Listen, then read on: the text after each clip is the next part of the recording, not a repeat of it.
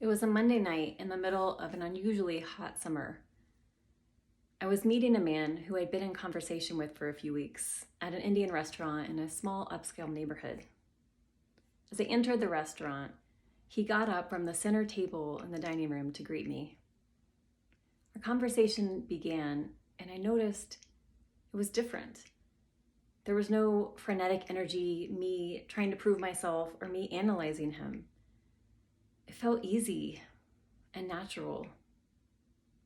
As I got up from the table to go to the bathroom, he stood up as I left. That's when I knew he was different from the other men I had dated. And I began to wonder what made it possible that I was here in this moment with this kind, chivalrous, attentive, attractive, and interesting man. You see, I'd been in a string of relationships that left me disappointed and discouraged.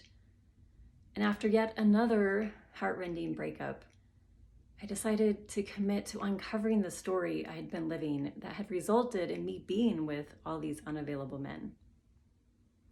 As I dug in, I discovered I was operating from a misguided belief I had created as a child who was learning to survive with an absent father. The belief that men couldn't be trusted and would always leave. I was able to bring compassion to that 7-year-old part of me, to thank her for her diligence, and to release that old story. As I stepped into creating a new story, I committed to being the partner I wanted to attract. That's when I realized who I am isn't dependent on how I look or what I do, that it comes from God and who He designed me to be. As I owned that truth, I became available for calling in my true heart desires. Sitting across from this wonderful man, sharing chicken tikka masala, this man who would eventually become my husband.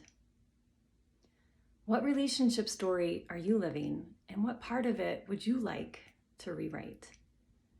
I invite you to join me on March 29th at 10:30 a.m. Mountain Time in my private Facebook community, Bold Heart Adventures, to learn the power of rescripting your inner narrative, to call in your true heart desires, and truly thrive in your relationships and in your divine calling.